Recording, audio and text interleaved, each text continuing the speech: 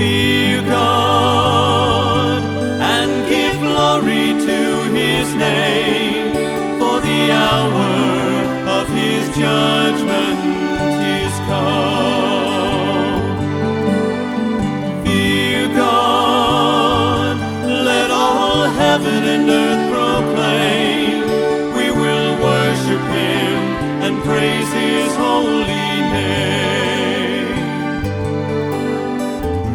There is a power with the lion's mighty roar, who's seeking to destroy us, to bind us evermore. And there's a Lamb who upon a cross was slain, who died to redeem us, to restore us once again.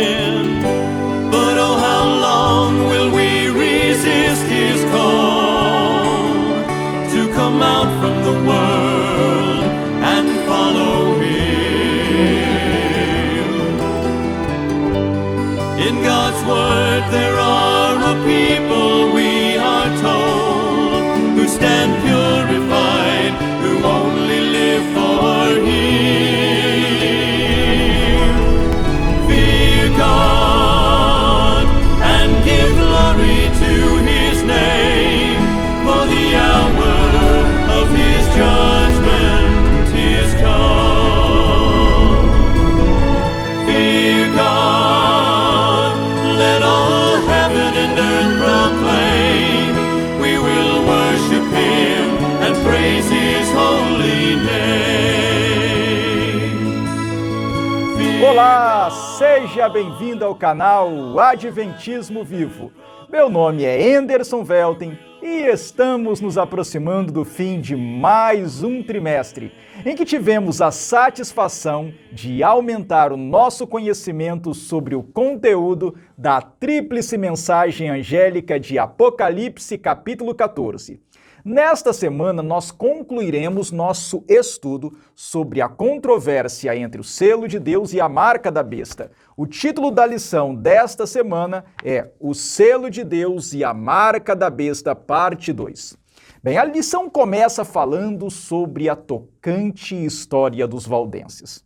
Os valdenses receberam esse nome por causa de um de seus mais importantes líderes, Pedro Valdo.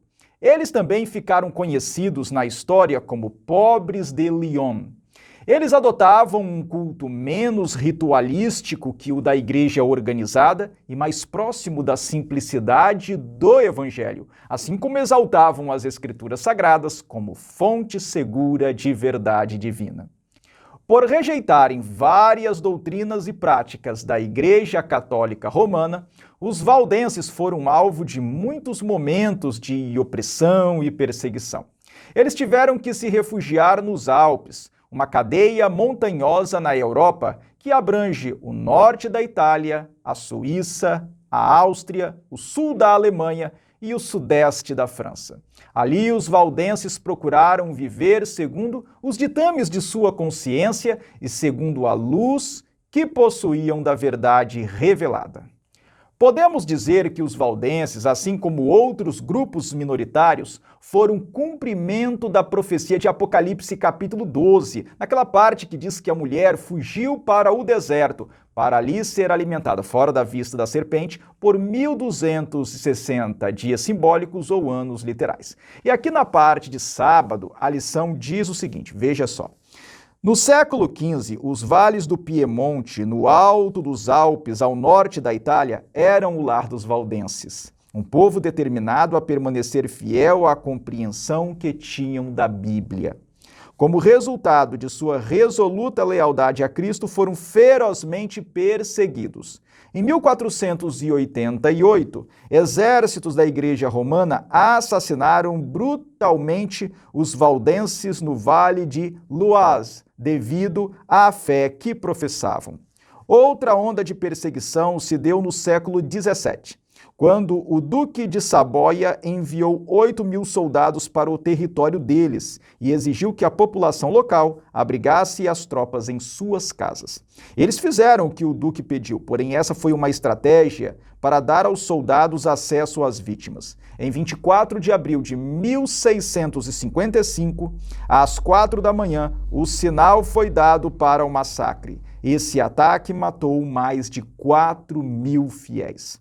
Infelizmente, a história se repete muitas vezes. A marca da besta será o último elo de uma cadeia ímpia de perseguição religiosa que remonta ao passado. Como as perseguições antigas, têm o objetivo de impor um conjunto de crenças e um sistema de adoração.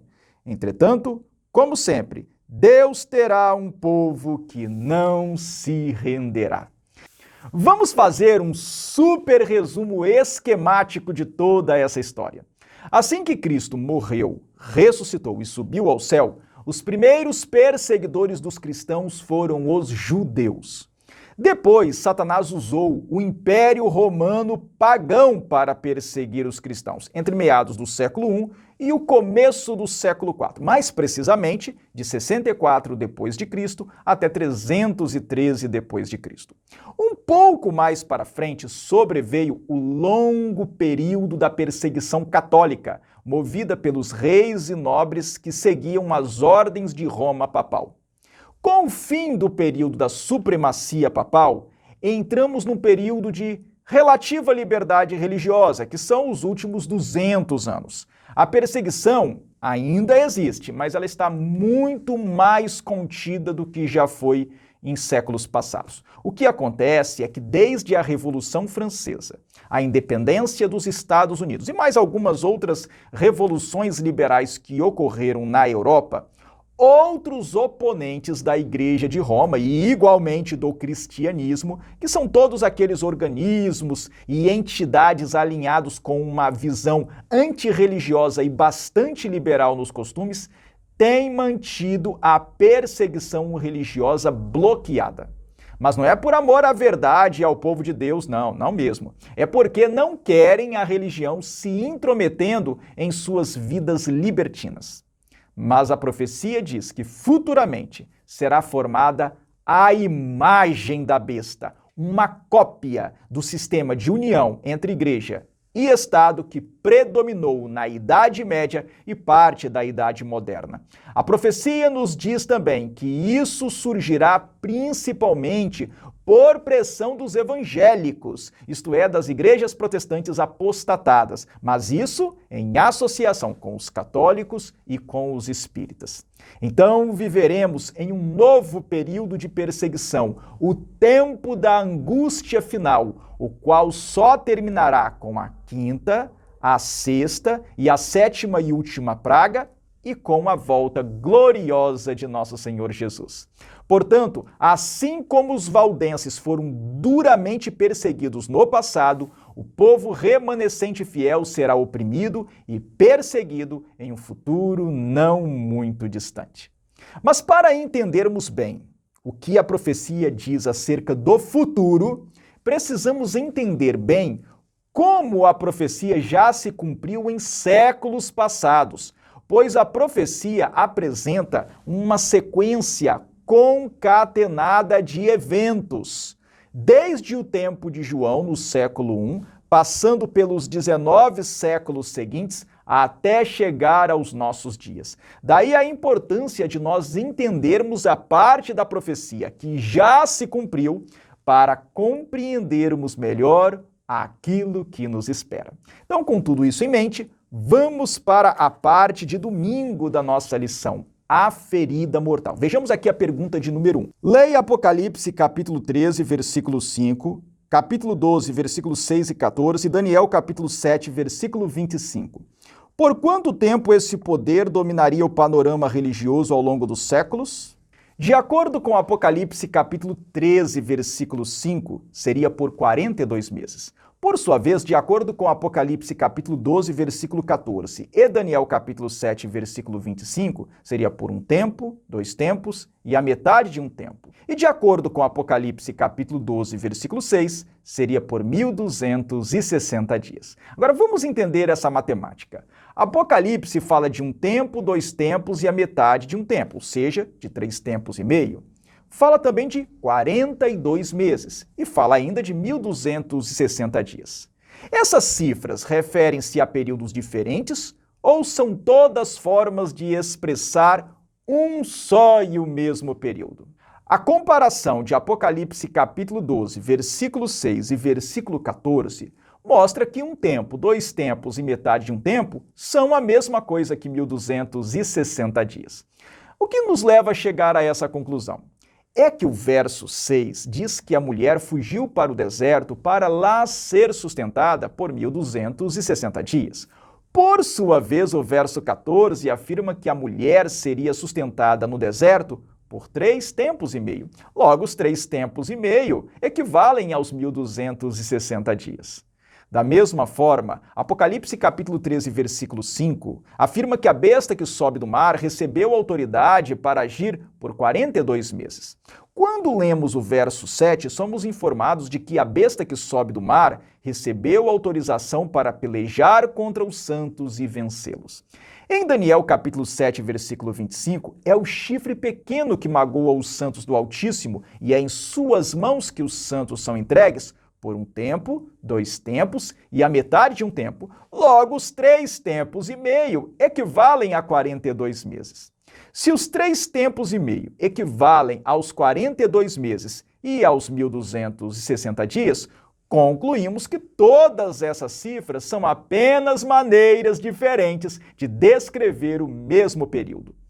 Quando fazemos uma regra de 3 entre 3 tempos e meio e 1260 dias, concluímos que cada tempo profético é formado por 360 dias. Da mesma forma, quando fazemos uma regra de 3 entre 42 meses e 1260 dias, concluímos que cada mês tem 30 dias.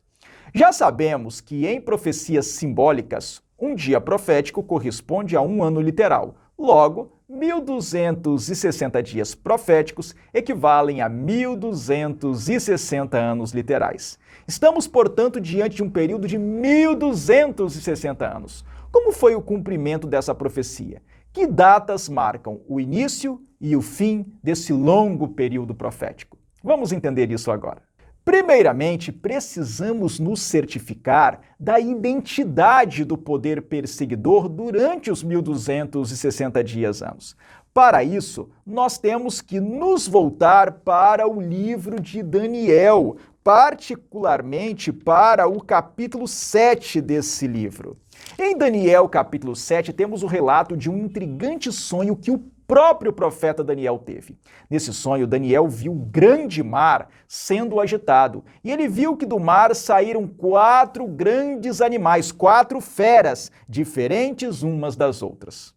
Como águas são povos, multidões, nações e línguas, o grande mar ali de Daniel capítulo 7 representa os povos do mundo antigo. O leão, que é o primeiro animal, corresponde à cabeça da estátua do sonho do rei Nabucodonosor e representa o Império Neobabilônico. Eu falo Império Neobabilônico porque tinha existido muitos séculos antes outro Império Babilônico, aquele do rei Hammurabi, do Código de Hammurabi. Então, para diferenciar um do outro, eu falo Império Neobabilônico ou Império Caldeu.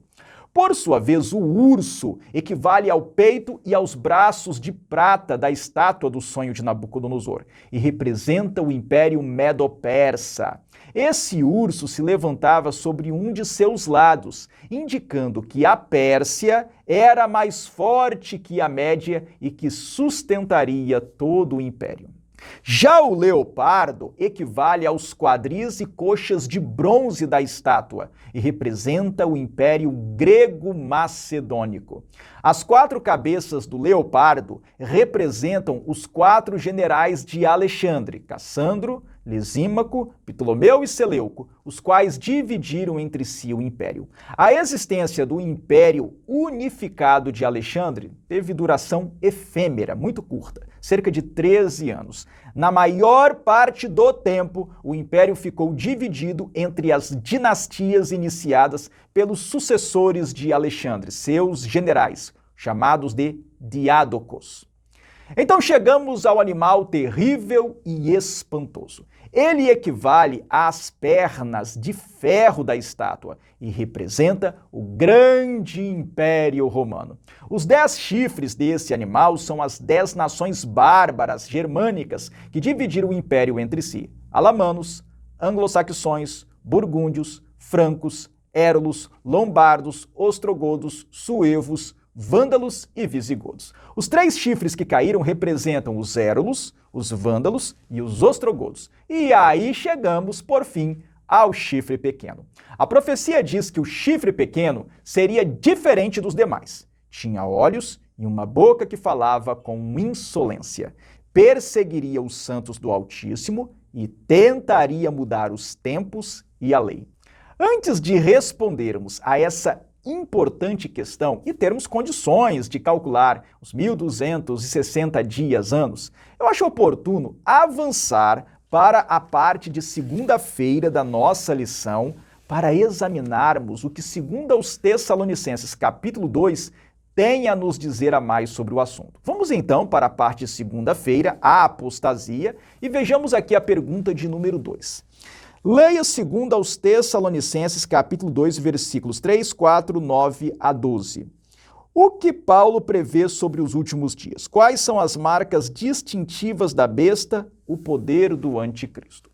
Segundo aos Tessalonicenses, capítulo 2, é um texto muito importante e que merece toda a nossa atenção. Então vamos destrinchar o que Paulo diz na segunda epístola aos Tessalonicenses, capítulo 2. Mas, para tanto, nós teremos que ler alguns versos a mais ou diferentes daqueles indicados na lição.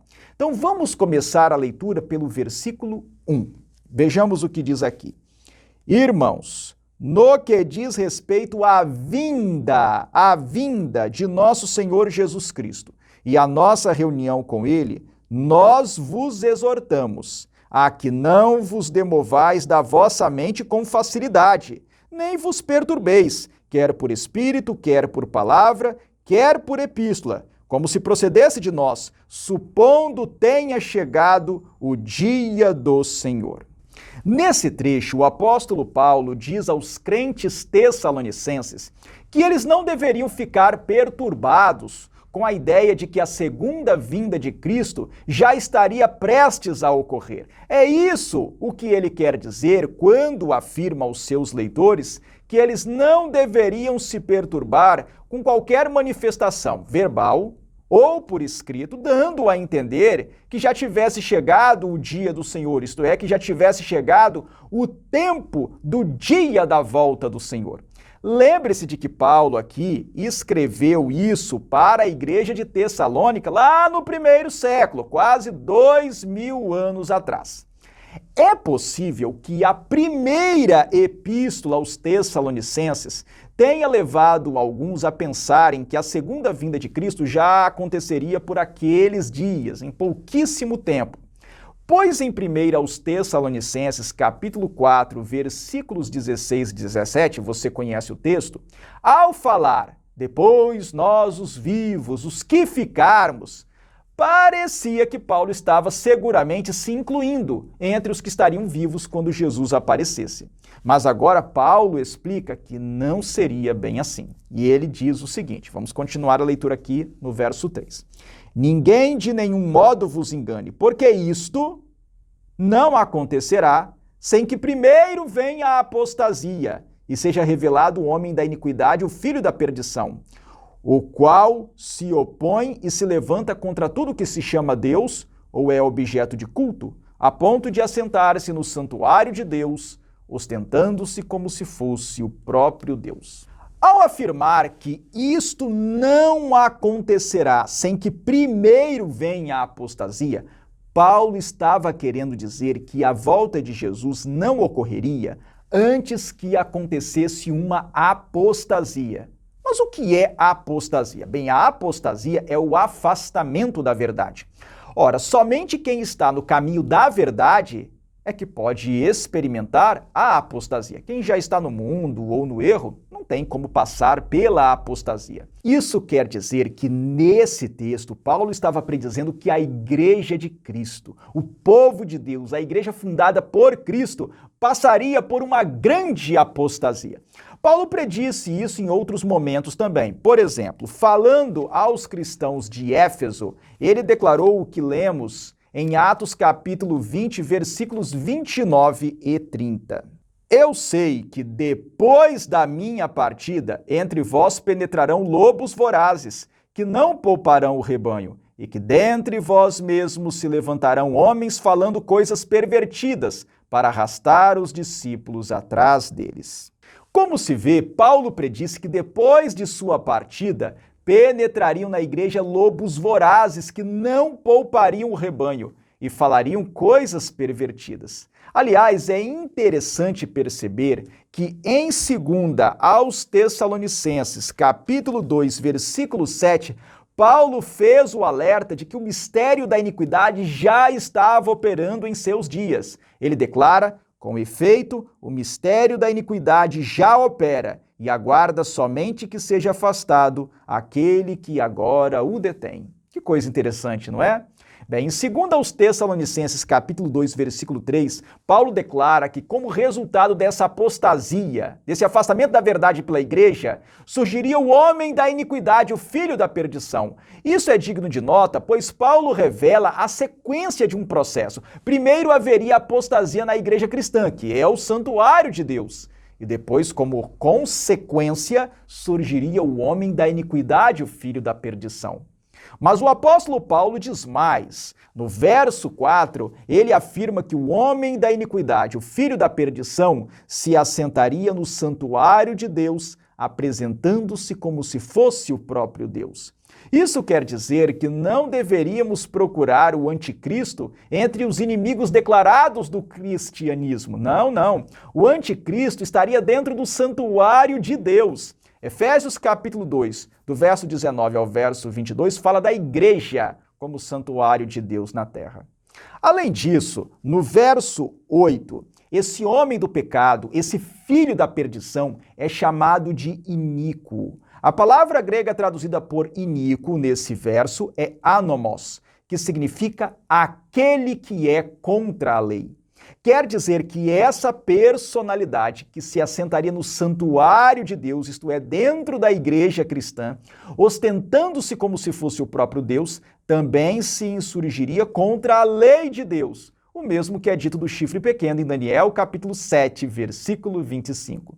Já temos agora características suficientes para identificar esse poder. Trata-se de um rei ou reino que teria ligação com o Império Romano, o animal terrível e espantoso, surgindo dele ou após sua queda. Em seu surgimento, 3 reinos bárbaros cairiam, os 3 chifres. Resultaria de um processo de afastamento da verdade por parte da igreja cristã, a apostasia. Tentaria mudar os tempos e a lei. Falaria ou ensinaria coisas que poderiam ser consideradas arrogâncias e blasfêmias. E promoveria a perseguição contra servos sinceros de Deus, os santos do Altíssimo. Um único poder na história cumpre as especificações da profecia, o papado. O Papa se tornou rei quando recebeu de Pepino o Breve, rei dos francos, em 754 d.C., o território que veio a constituir os estados pontifícios da Igreja, ali no norte e centro da Itália. O papado se desenvolveu dentro do Império Romano, mas ganhou força após a queda do Império Romano do Ocidente, em 476 d.C. Quando o papado estava ganhando força política, 3 reinos bárbaros caíram. Primeiramente, os Érulos, em 493 d.C. Depois, os Vândalos, em 534 d.C. E, por fim, os ostrogodos, entre 536 d.C. e 553 d.C., sendo a data de 538 d.C. especialmente significativa na derrocada dos ostrogodos. O fortalecimento do papado decorreu de um processo de afastamento por parte da Igreja cristã de sua primitiva simplicidade, mesclando-se com costumes pagãos romanos e germânicos e particularmente com conceitos da filosofia grega. É isso que nós chamamos de grande apostasia. Alguns manifestam certa resistência quanto a essa interpretação histórica e historicista da profecia da segunda epístola de Paulo aos Tessalonicenses, capítulo 2.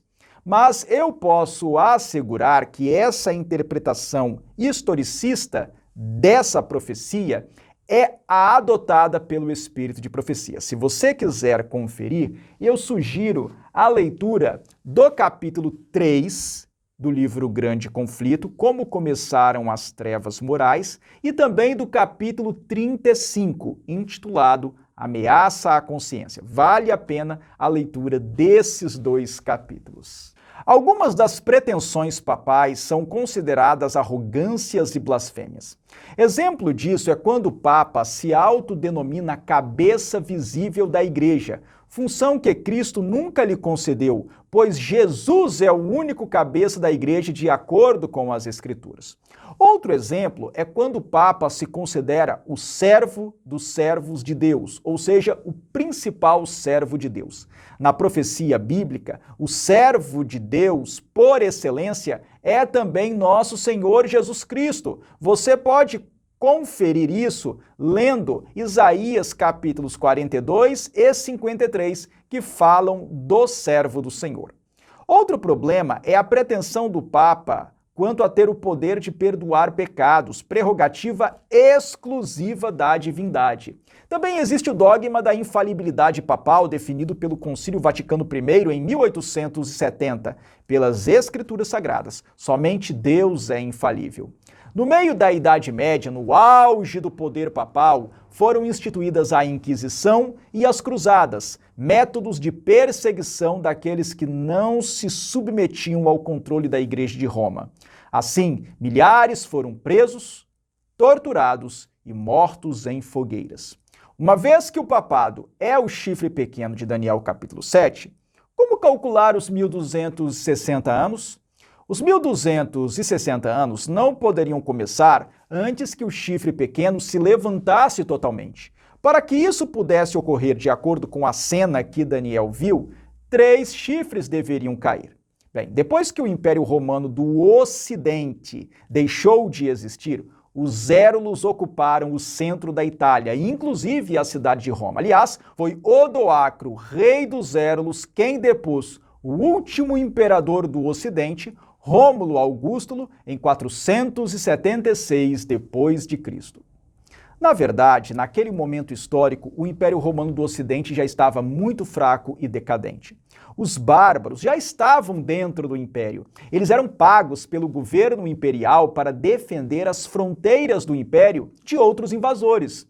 Os Érulos eram contratados pelo governo para reforçar o exército romano. Então, o que aconteceu foi que Odoacro, rei dos Érulos, deu apenas o golpe de misericórdia, revoltando-se contra o governo, matando Orestes, que era quem governava de fato, e depondo o filho de Orestes, o imperador adolescente Rômulo Augusto. Aí veja só o que aconteceu em seguida. Havia um outro povo chamado de ostrogodos. Os ostrogodos estavam pressionando as fronteiras do Império Romano do Oriente. Desde 395 d.C., para você entender melhor, o Império Romano estava dividido em 2 partes. O do Ocidente, com capital em Roma ou em Ravenna, e o do Oriente, com capital na grande e poderosa cidade de Constantinopla. Como eu disse, o Império Romano do Ocidente caiu em 476 d.C. Agora, no Oriente, os ostrogodos estavam pressionando Constantinopla. O líder dos ostrogodos era um bárbaro chamado Teodorico. Aí o imperador de Constantinopla teve uma ideia. Ele deu dinheiro para os ostrogodos e disse para eles: que tal vocês irem lá para a Itália e retomarem aquelas terras dos bárbaros que derrubaram o imperador de lá? Vocês poderão ficar lá, administrando aquela região, em meu nome, em nome do Império Romano. Teodorico gostou da ideia. Então os ostrogodos foram para a Itália, lutaram com os Érulos e tomaram o reino dos Érulos. Teodorico matou o rei Odoacro, e isso aconteceu em 493 d.C. Foi a queda do primeiro dos 3 chifres, o reino Érulo. Mas ainda existiam 2 chifres que precisavam cair. Um era o novo reino ostrogodo, na Itália. O outro era o reino dos Vândalos, no norte da África. Mas sabe qual era o problema, a dificuldade com esses 2 reinos? É o seguinte, é que os ostrogodos e os vândalos já tinham se convertido ao cristianismo, mas não ao cristianismo católico, e sim ao cristianismo ariano. Irmão Enderson, eu não sei o que é isso, você tem como explicar? Sim, vou explicar rapidamente. O arianismo surgiu quando um presbítero cristão lá do Egito, chamado Ário, formulou a ideia de que Cristo não era um com o Pai, mas sim um Deus menor que tinha sido criado pelo Pai antes de todas as coisas. Já o cristianismo católico defendia a doutrina da Santíssima Trindade, mas apoiada, em parte, muito mais em considerações de natureza filosófica importadas da sabedoria grega que na simplicidade dos termos das Escrituras. A Igreja Católica ensinava, como ainda ensina até hoje, que o Pai, o Filho e o Espírito Santo são 3 pessoas divinas em um só Deus, sendo consubstanciais e eternas. Não é o meu propósito entrar aqui na discussão sobre a divindade, pois esse é um tema bastante complexo e foge ao escopo da lição da Escola Sabatina deste trimestre. Só estou querendo explicar que os ostrogodos e os vândalos tinham se tornado cristãos arianos e, por isso, eles eram contrários aos católicos. Os ostrogodos até que eram mais moderados, mas os vândalos eram bastante hostis aos católicos e a seus bispos. No norte da África, os católicos sofriam certo grau de perseguição por parte dos vândalos. Bem, passaram-se então cerca de 3 décadas e meia e subiu ao trono de Constantinopla um grande homem, o imperador Justiniano. Justiniano estava disposto a restaurar a glória do Império Romano. Ele queria retomar as terras dos povos bárbaros. Por isso ele encarregou seu general Flávio Belisário para preparar uma grande expedição contra os vândalos e os ostrogodos. Aí Belisário juntou os exércitos do Império Romano do Oriente, que nós vamos chamar a partir de agora de bizantinos, e rumou para o norte da África. E lá atacou a grande cidade de Cartago, a capital dos vândalos. Em pouco tempo, os vândalos foram derrotados e o reino bárbaro no norte da África deixou de existir. O norte da África voltou a ser controlado pelo Império Romano, e isso foi em 534 d.C. Essa foi a data da queda de mais um dos 3 chifres. Faltava ainda o último chifre a ser derrubado, que era o reino ostrogodo. O general Belisário e os exércitos bizantinos atravessaram o mar Mediterrâneo e entraram na Península Itálica. Em 536, eles expulsaram os ostrogodos de Roma. Mas em março de 537, os ostrogodos voltaram e montaram um forte cerco à cidade de Roma. Belisário e seu exército ficaram dentro da cidade. Os ostrogodos queriam acabar logo com aquele cerco, derrotar o exército de Belisário e retomar a cidade de Roma. O cerco já durava cerca de 1 ano, quando os ostrogodos tiveram uma ideia desastrosa. Desde a época do imperador Cláudio, aquele Cláudio que é mencionado no livro dos Atos dos Apóstolos, ali no capítulo 18, um grande aqueduto levava a água das montanhas para dentro da cidade de Roma. Pois bem, os ostrogodos resolveram destruir o aqueduto para deixar os bizantinos sem água e forçar uma rendição. Mas a água acabou se acumulando ali fora da cidade e propiciando o surgimento de doenças. Além disso, os ostrogodos ficaram sabendo que forças bizantinas lideradas pelo general João marchavam pelo norte da Itália e se aproximavam da capital dos ostrogodos, Ravenna, e por isso eles tiveram que levantar o cerco e se dirigir para a cidade de Ravenna a fim de protegê-la do ataque dos exércitos bizantinos pelo norte da Itália. Belisário e seu exército, então, saíram na caçada aos ostrogodos. Certo número de bárbaros foi morto, tendo aquilo representado um golpe importante na nação goda, e isso ocorreu em 538 d.C. Os pioneiros adventistas entenderam que em 538 poderia muito bem ser o marco temporal da queda do último dos 3 chifres que tinham que ser derribados, bem como o início do período de atuação do chifre pequeno. Para confirmar esse raciocínio, nossos pioneiros somaram a 538 os 1260 anos. Com isso, obtiveram 1798 como resultado. Quando eles abriram os livros de história para verificar o que tinha acontecido nessa data, descobriram que em 1798 houve o aprisionamento do Papa. A França estava passando por seu terrível período revolucionário, um período marcado pelo feroz anticatolicismo. Em 10 de fevereiro, o general Louis-Alexandre Berthier entrou em Roma com o seu exército e proclamou a República. No dia 15 de fevereiro, ele prendeu o Papa Pio VI e em 20 de fevereiro o Papa foi retirado da cidade. O Papa Pio VI veio a morrer no exílio no ano seguinte. Estava perfeitamente configurado o período de supremacia papal. Mas é importante que se diga que lá no começo do período não foi somente a derrocada dos ostrogodos que marcou o início da supremacia papal, não. Houve outros acontecimentos ali no entorno de 538 d.C. que também merecem ser destacados para sinalizar o início dessa fase de supremacia papal. Como o tempo disponível não permite que nós nos estendamos muito, eu farei apenas uma breve menção. Em 496 ou em 508 d.C., aí existe uma certa dúvida e discussão sobre a data, Clovis, rei dos francos, se converteu ao cristianismo católico, ao catolicismo, fazendo de seu povo, os futuros franceses, a primeira nação germânica a se tornar católica.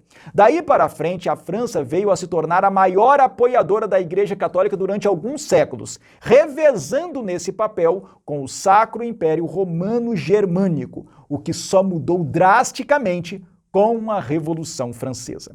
Além disso, em 533 d.C., o imperador Justiniano do Império Romano do Oriente escreveu uma carta ao Papa João II, exaltando o Papa como cabeça de todas as igrejas da cristandade. Essa carta foi incorporada ao Código de Justiniano e pode ser chamada de Decreto de Justiniano. Bem, depois que os ostrogodos foram derrotados, a cidade de Roma ficou livre para que o Papa pudesse exercer sobre ela o seu poder. A autoridade do Papa na cidade de Roma e nos arredores foi crescendo, crescendo e crescendo, até que o rei Pepino o Breve, rei dos francos, deu para o papado o território que veio a constituir os Estados Pontifícios em 754 d.C. Foi aí que surgiu o reino papal. Bem, esse período, que vai de 538 a 1798, é que nós, adventistas, chamamos de supremacia papal. Nesse período, de certa forma, o Papa mandava sobre os reis e sobre os príncipes. Não que esse poder nunca fosse contestado, várias vezes foi sim. Houve conflitos entre o Papa e reis e imperadores. Mas, de um modo geral, nós podemos dizer que nessa fase da história, o sistema político na Europa colocava o Papa como cabeça da cristandade. A reforma protestante do século XVI enfraqueceu um pouco o poder do bispo de Roma, pois vários reinos europeus deixaram de obedecer a Roma papal. Por exemplo, a Inglaterra do rei Henrique VIII. Mas não somente a Inglaterra, não, também os reinos do norte da Europa e parte dos estados alemães passaram para o lado protestante. Mas foi com a Revolução Francesa que foi feita uma ferida mortal no papado. A Revolução Francesa foi liderada por homens adeptos do iluminismo. Eles viam de maneira bastante contrária o período medieval, a monarquia e a religião de um modo geral, mas especialmente a Igreja Católica Romana. A Revolução Francesa começou em 1789, mas se radicalizou em 1793, quando houve um esforço para acabar com a religião cristã na França. Bíblias e livros católicos foram queimados. Então, em 1798, como já foi dito, o Papa foi preso. Depois, mais adiante, em 1870, por força do processo de unificação italiana, quando surgiu a Itália como um país unificado, Roma foi tomada do Papa. Antes, a Itália não era um país, havia vários reinos e principados, e inclusive os estados pontifícios, que eram o reino do Papa. E aí, a partir de 1870, surgiu a questão romana, a controvérsia entre o papado e o reino da Itália, que só foi resolvida em 1929, quando Benito Mussolini, ditador italiano, assinou com a Santa Sé o Tratado de Latrão, devolvendo ao papado 44 hectares de terra que formam hoje o Estado da Cidade do Vaticano, que é um bairro ali dentro da cidade de Roma. Além disso, a Itália pagou uma indenização à Santa Sé. Pois bem, essa é a história. Foi assim que surgiu o Roma Papal, que as pessoas hoje em dia chamam mais comumente de Vaticano ou de Santa Sé. Aliás, por que a gente fala em Roma Papal? Alguns irmãos se confundem quando nós falamos em Roma. É que Roma tem duas fases principais. Aquela fase do Império Romano, que nós podemos dizer que se estende de 168 a.C. até 476 d.C., quando caiu o Império Romano do Ocidente, e a fase de Roma Papal, que exerceu sua supremacia de 538 a 1798. Mas nós podemos dizer que, no que diz respeito à religião, o próprio Império Romano, o próprio antigo Império Romano, também teve duas fases. Até o governo de Constantino, o Império Romano era pagão e politeísta. Do governo de Constantino para frente, o Império Romano se tornou cristão católico. Pois bem, o papado começou a ser organizado nessa época aí, de Constantino em diante, na fase cristã do Império Romano. Entendeu tudo isso? Muito bem, vamos então responder à pergunta de número 2. O que Paulo previu aí sobre os últimos dias? A resposta é a apostasia. É isso que você deve colocar como resposta. E quais são as marcas distintivas da besta, o poder do anticristo? Bem, ele promove a iniquidade, que é ser contra a lei de Deus, e assume a posição que pertence ao próprio Deus. É isso que você pode colocar como resposta. Vamos agora para a parte de terça-feira, a estratégia final de Satanás. Vamos para a pergunta de número 3. Leia Apocalipse, capítulo 17, do versículo 12 ao versículo 14. Como João descreveu as cenas finais da história da Terra? Que grande contraste observamos. Bem, de acordo com Apocalipse, capítulo 17, do versículo 12 ao versículo 14, os 10 chifres, representando os reis deste mundo, oferecerão à besta o poder e a autoridade que possuem. Nós sabemos que a profecia diz que uma das cabeças da besta sofreu uma ferida mortal. Essa ferida no poder romano foi infligida durante a Revolução Francesa, principalmente em 1798, com a proclamação da República Romana e o aprisionamento do Papa, no caso aí o Papa Pio VI, como eu já tinha narrado. É verdade que pouco tempo depois foi eleito um novo Papa, mas o poder papal tinha sido humilhado, já não tinha mais aquele poder ou aquele status que ele tinha exercido durante toda a Idade Média. Nós vivemos hoje no período da ferida mortal. Eu sei que muitos que assistem ao canal, naquele desejo de sentir o frenesi, de viver mesmo o tempo do cumprimento da profecia bíblica, acham que, na verdade, é Roma Papal que ainda manda em tudo e que é Roma Papal que está por trás de tudo que acontece, Mas isso não passa de teoria da conspiração. Isso, aliás, seria contradizer a profecia bíblica. De acordo com a Bíblia e o espírito de profecia, nós estamos vivendo na fase da ferida mortal. A besta está ferida. Aquele sistema de união da igreja e do Estado que existiu durante séculos foi em grande medida desarticulado. O papado não tem conseguido impor sua doutrina nem nos países supostamente mais católicos do mundo, como por exemplo a Argentina, Portugal e a Itália. Ou seja, estamos num período em que Roma papal está em baixa.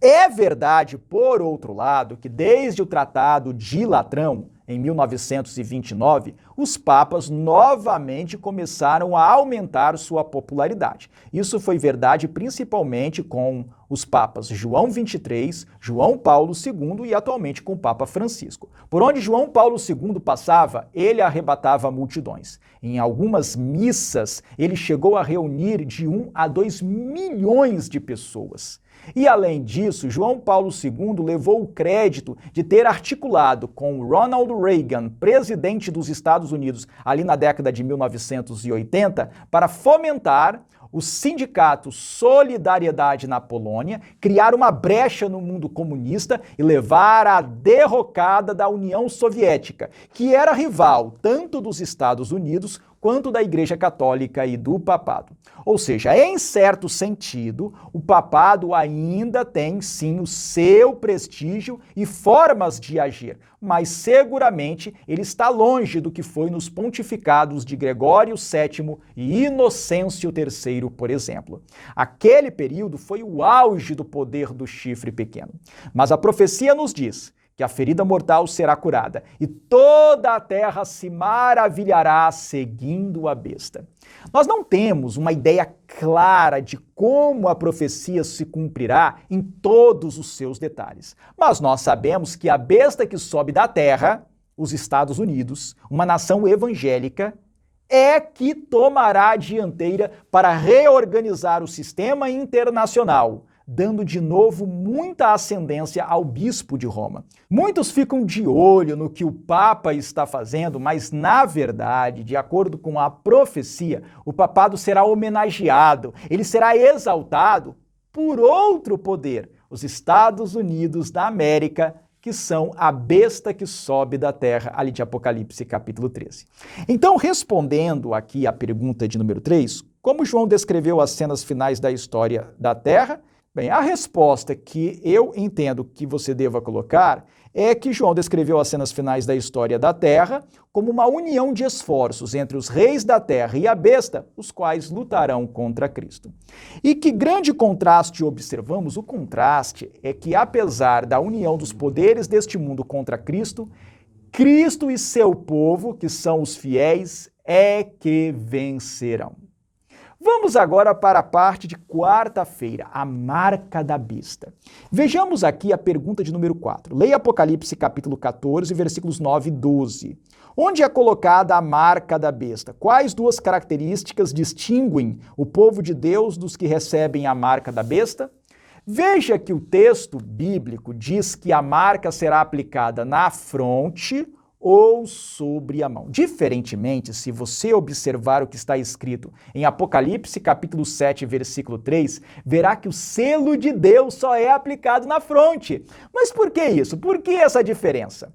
Veja bem, a fronte simboliza o entendimento. A mão é símbolo da ação, do trabalho. O selo de Deus só pode ser recebido por quem assimila o conceito de que o sétimo dia é o sábado do Senhor. E esse entendimento o leva a uma atitude por amor a Cristo. Já a marca da besta é mais inclusiva. Pode ser aplicada na fronte ou na mão. A aplicação da marca da besta na fronte representa a situação em que a pessoa aceita a ideia de que o domingo seja o verdadeiro dia de guarda. Trata com desdém as provas bíblicas em favor do sábado do sétimo dia e, por isso, está disposta a aceitar e a se submeter de boa vontade, de bom grado, ao decreto dominical. Já a aplicação da marca na mão representa a situação daquela pessoa que está convicta de que o sábado é o dia de descanso, mas para não perder o emprego, para não ficar de mal com a família, para não ficar mal visto na vizinhança, para não sofrer restrições, nem perseguição mais forte, acabará por se submeter ao decreto dominical por conveniência.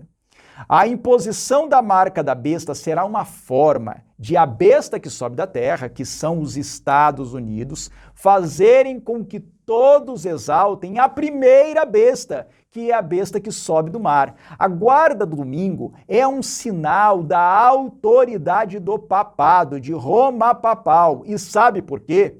Porque não existe parte nenhuma na Bíblia que diga que Deus tenha mudado o dia de guarda do sábado do sétimo dia para o domingo, que é o primeiro dia da semana. Veja o que a lição diz aí no quarto parágrafo da parte de quarta-feira. Diz o seguinte: a Igreja de Roma afirma que o domingo é a marca de sua autoridade eclesiástica. Aí a lição traz uma citação. Claro que a Igreja Católica afirma que a mudança foi ato dela, e o ato é uma marca de seu poder e autoridade eclesiástica em questões religiosas. É a citação de um periódico católico. Há outras citações nesse sentido. Você poderá encontrar mais algumas no livro Estudos Bíblicos da CPB, que eu sugiro que você adquira e estude.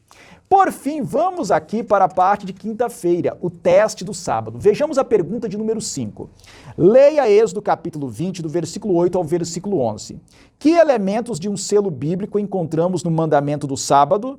Em que o mandamento do sábado é diferente de todos os demais? Veja bem. Em contraste com o sinal da besta, que é a marca da autoridade de Roma papal, o descanso sabático é o sinal ou selo da autoridade divina. Os selos oficiais da antiguidade tinham 3 características essenciais: o nome da autoridade, o seu título, cargo ou posição e a área de sua jurisdição, a área de seu domínio. Por exemplo, nas escavações realizadas em Jerusalém pela arqueóloga Eilat Mazar, foi encontrado um selo do rei Ezequias. No selo, em caracteres de paleo-hebraico, podem-se ler as seguintes palavras: pertence a Ezequias, filho de Acás, rei de Judá. Temos aí as 3 características de um selo completo: o nome do rei, Ezequias, seu cargo, rei, e a área de seu domínio, Judá, Ezequias, rei de Judá. Isso era assim com todos os selos da antiguidade. O quarto mandamento é o selo do Deus vivo, porque dentre todos os 10 mandamentos, dentre todos os mandamentos do Decálogo, o preceito do sábado é o único que apresenta as características de um selo completo. Vamos ver o que diz o mandamento. Diz o seguinte, aqui em Êxodo capítulo 20, a partir do versículo 8. Lembra-te do dia de sábado para o santificar. 6 dias trabalharás e farás toda a tua obra, mas o 7º dia é o sábado do Senhor teu Deus. Aqui está o nome divino. Senhor aqui não se trata de mero título, mas da tradução do tetragrama divino, Yud-Rei, Vav-Rei. Então, mas o 7º dia é o sábado do Senhor teu Deus. Não farás nenhum trabalho, nem tu, nem o teu filho, nem a tua filha, nem o teu servo, nem a tua serva, nem o teu animal, nem o forasteiro das tuas portas para dentro, porque em 6 dias fez. Aqui está a fonte da autoridade divina, indicando sua posição, que é a do Criador, que é daquele que fez. Porque em 6 dias fez o Senhor os céus e a terra, o mar e tudo o que neles há. Aqui está a extensão de todo o seu domínio, os céus, a terra, o mar e tudo o que neles há. E ao 7º dia descansou, por isso o Senhor abençoou o dia de sábado e o santificou. Então aqui nós temos um selo completo: Senhor Deus, Criador do universo. É por isso que Satanás, agindo por meio do chifre pequeno, da ponta pequena, buscou alterar esse mandamento, pois é o mandamento do sábado que revela por que Deus é digno de toda adoração e com que autoridade ele estabeleceu sua santa lei para todo o universo. É porque ele, e não Lúcifer, é o criador de todo o universo e Satanás tem ódio disso. Bem, respondendo então à pergunta, que elementos de um selo bíblico encontramos no mandamento do sábado? A resposta é que, no quarto mandamento, encontramos não somente o nome de Deus, que é o tetragrama divino, mas também a fonte de sua autoridade, sua posição de criador e a área de seu domínio, os céus, a terra, o mar e tudo que neles há. A lição ainda pergunta: em que o mandamento do sábado é diferente de todos os outros, de todos os demais? A diferença é que o mandamento do sábado revela com que autoridade Deus estabeleceu a sua lei. A autoridade de quem fez tudo, a autoridade de quem criou tudo. O espírito de profecia confirma nossa conclusão. Veja o que Ellen White escreve aqui no livro O Grande Conflito, a página 452. Ela diz o seguinte: o selo da lei de Deus se encontra no quarto mandamento. Unicamente este, entre todos os 10, apresenta não só o nome, mas o título do legislador. Declara ser ele o Criador dos céus e da terra e mostra assim o seu direito à reverência e culto acima de todos. Afora este preceito, nada há no decálogo para mostrar por que autoridade a lei é dada. Quando o sábado foi mudado pelo poder papal, o selo foi tirado da lei. Os discípulos de Jesus são chamados para que o restabeleçam, exaltando o sábado do quarto mandamento à sua devida posição como monumento do Criador e sinal de sua autoridade. Mas aqui é o momento de fazer um esclarecimento muito importante. Nós não podemos pensar na observância do quarto mandamento como selo de Deus de uma perspectiva legalista de justiça própria. E aí, quando alguns ouvem algo assim, já dão um suspiro de alívio e pensam: ufa, que bom que você fez essa ressalva. Eu já sabia que ninguém é capaz de obedecer totalmente mesmo, por isso que temos que confiar apenas na misericórdia divina, pois nós vamos pecar até o fim, vamos transgredir o sábado até o fim, não há jeito. Mas não é isso não é nada disso que eu quis dizer. Quando eu falo em perspectiva legalista de justiça própria, eu me refiro a uma atitude de confiar na própria força e na própria sabedoria, de fazer as coisas do seu jeito e não do jeito indicado por Deus, e principalmente pensar que basta tentar guardar o sábado que a salvação estará assegurada, ainda que em outras áreas da vida a pessoa esteja em desarmonia com a vontade de Deus. Alguns focam apenas no sábado, pensando assim, até de maneira bastante infantil. Quando sair o decreto dominical, eu não vou guardar o domingo. De jeito nenhum, eu vou ficar do lado certo. Eu vou guardar o sábado e assim eu vou me salvar. Pronto. No geral, pessoas que tendem a pensar assim, infelizmente, são desonestas em seus negócios, gostam de tirar vantagem da ingenuidade alheia, falam mal pelas costas, são desleais com aqueles com quem convivem, são agressivas e maledicentes, não se preocupam com as necessidades alheias, não estão dispostos a praticar tudo que Deus revelou em outras áreas e mesmo quanto à guarda do sábado, não o guardam, não o observam exatamente conforme a palavra nos ensina. E sabe qual é o problema? É que não internalizaram a lei de Deus e seus santos preceitos. Não aceitaram a Jesus plenamente como Senhor de suas vidas. Não vivem uma vida de íntima e profunda comunhão com Cristo. Nem amam ao próximo como a si mesmos. Em Apocalipse capítulo 14, versículo 1, os 144.000 são apresentados como tendo o nome do Pai e do Cordeiro em suas frontes. Isso significa que para receberem o selo de Deus, que é a guarda do sábado, aprenderam a amar a Deus sobre todas as coisas e a seguir o Cordeiro por onde quer que ele vá. Eles observam os mandamentos de Deus, inclusive o sábado, porque isso passou a ser natural para eles. É tudo feito por amor genuíno. Quem não assimilar os traços do caráter de Jesus por amor a Ele, como reconhecimento e gratidão por tudo que Ele tem feito por nós, principalmente por seu grande sacrifício na cruz, mesmo que hoje esteja guardando o sábado, acabará por abandoná-lo no futuro e passará a guardar o domingo quando o decreto for emitido. Por isso, não confie em sua própria força e em sua própria sabedoria. Somente aqueles que entregarem suas vidas sem reservas a Cristo, por amor e gratidão sincera a Ele, é que receberão o selo de Deus em suas frontes, isto é, em seu entendimento e em seu íntimo. Eu quero convidar você a prestar atenção nos seguintes textos do Espírito de Profecia. O primeiro está aqui em Testemunhos para a Igreja, volume 5, a página 213.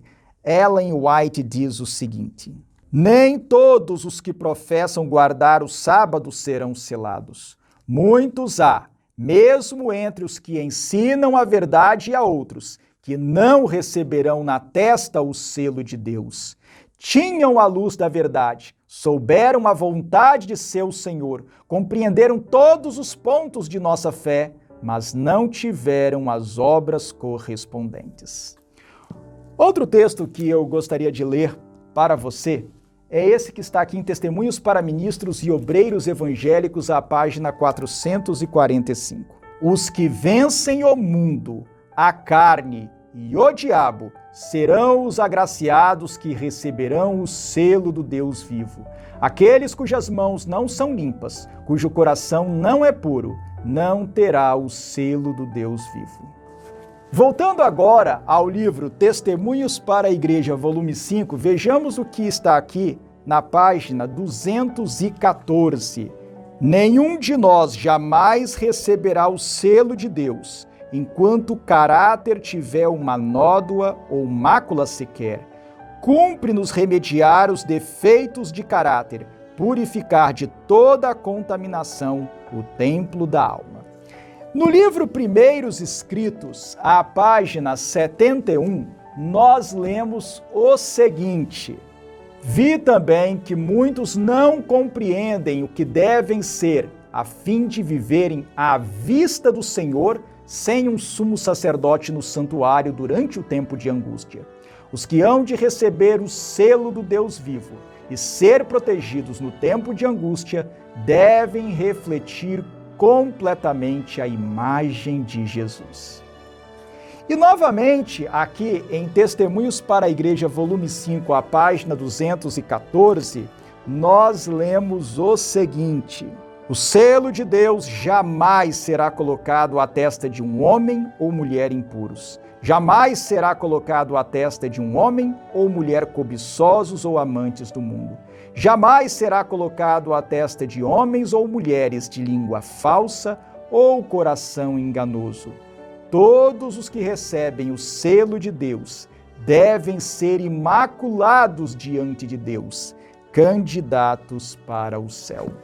Essa é a condição em que devem estar os que quiserem receber o selo de Deus para serem protegidos por ocasião do derramamento das 7 últimas pragas e estarem preparados para receber a Jesus em paz quando Ele aparecer nas nuvens do céu.